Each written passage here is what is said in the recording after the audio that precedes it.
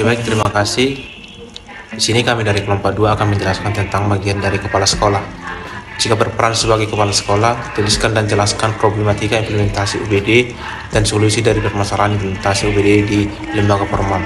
Baiklah, di sini kami akan memulai presentasi kami, akan disampaikan oleh teman saya. Terima kasih kepada moderator yang telah memberi saya kesempatan. Di sini saya akan membahas tentang Understanding by Design atau UBD. Understanding by Design sebagai sebuah pendekatan pembelajaran yang meningkatkan pemahaman secara mendalam dan keterlibatan siswa. Desain pembelajaran ini berorientasi dari hasil belajar atau cara berpikir tentang pembelajaran, penilaian dan pengajaran yang menempatkan siswa di tengah proses pembelajaran. Melalui backward design ini, siswa dapat mencapai tujuan belajar yang maksimal.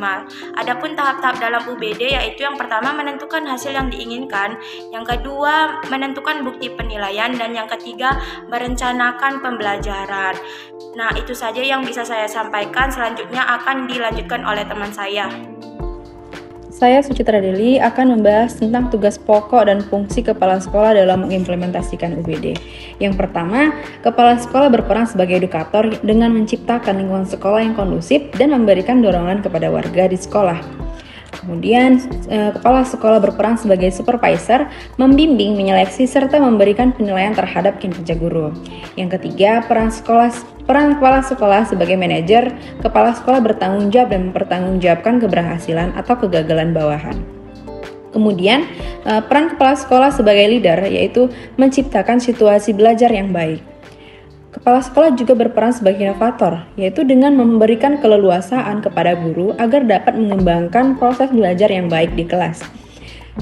Lalu, kepala sekolah berperan juga sebagai administrator, yaitu sebagai pengelola pengajar, kepegawaian, kesiswaan, serta hubungan sekolah dengan masyarakat yang baik. Kemudian yang ketujuh, kepala sekolah berperan sebagai motivator dengan memberikan dorongan kepada guru untuk bekerja dengan baik. Baiklah, di sini saya Dea Septiadini akan menjelaskan tentang kepala sekolah sebagai inovator.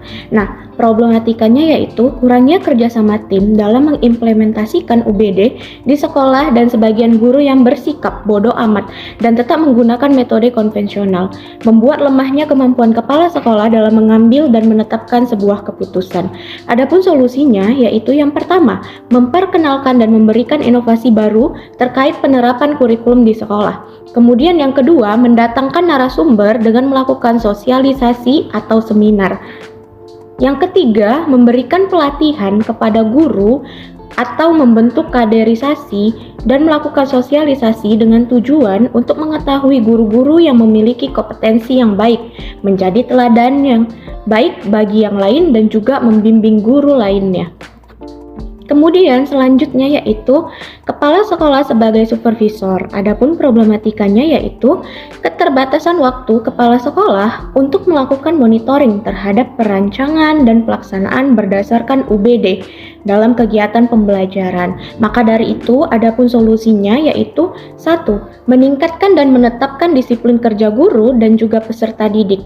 Kemudian yang kedua, bekerja sama dengan tim lain seperti melakukan tim pengembangan kurikulum atau TPK.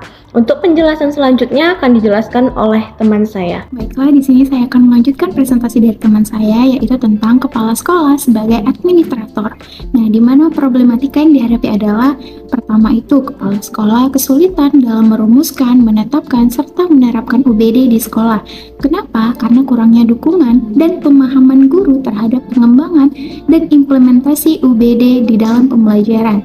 JURS 2005 menyatakan bahwa hanya sedikit guru yang memiliki tekad, keterlibatan, serta dukungan untuk membuat perubahan yang signifikan terkait penerapan kerangka UBD ini di dalam pembelajaran. Lalu bagaimana solusinya? Yang pertama, melakukan monitoring, evaluasi, supervisi, dan membuat laporan kerja terhadap penerapan kurikulum di sekolah, baik itu terhadap sesama guru, sesama siswa, maupun sesama karyawan. Lalu, Yang kedua yaitu dengan mengevaluasi secara menyeluruh dengan mengadakan pertemuan-pertemuan. Lalu selanjutnya kepala sekolah sebagai manajer. Nah, di mana problematika yang dihadapi adalah terjadinya kesenjangan komunikasi baik antara kepala sekolah dengan pendidik, sehingga kebijakan kepala sekolah ditetapkan termasuk yang sudah dalam mengimplementasikan UBD ini sering tidak diterima oleh semua pendidik. Kenapa? Karena dianggap melakukan sesuatu yang baru itu memberatkan, akibatnya implementasi UBD ini tidak berjalan dengan maksimal. Yang kedua itu kurangnya persiapan yang matang dalam menerapkan kurikulum UBD ini di sekolah. Maka solusi yang bisa diambil adalah satu, melakukan pembinaan guru agar dapat melaksanakan pembelajaran kurikulum dalam UBD ini sendiri. Yang kedua, menyusun program kegiatan di sekolah. Dan yang ketiga, bekerja sama dengan wakil kurikulum untuk mengembangkan program pengembangan kurikulum. Baiklah, di sini saya akan menjelaskan kepala sekolah sebagai motivator.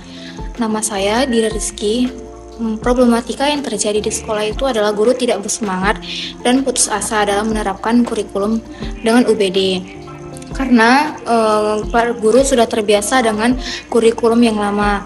Pada kurikulum yang lama itu juga belum matang guru memahaminya, karena guru masih bingung untuk menerapkannya di kelas, dan juga sekarang sudah datangnya dengan kurikulum yang baru, sedangkan kurikulum lama guru belum memahaminya, tetapi sudah datang lagi dengan kurikulum yang baru dengan tidak adanya pembinaan untuk guru-guru.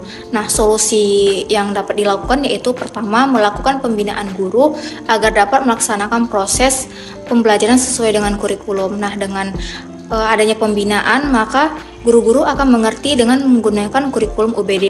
Nah, solusi yang kedua itu memberikan penghargaan dan apresiasi kepada pendidik yang berprestasi, disiplin, dan kebijakan. Kesimpulan dari materi yang kami bahas adalah kepala sekolah sebagai seorang tugas fungsional, guru yang bertugas memimpin sekolah.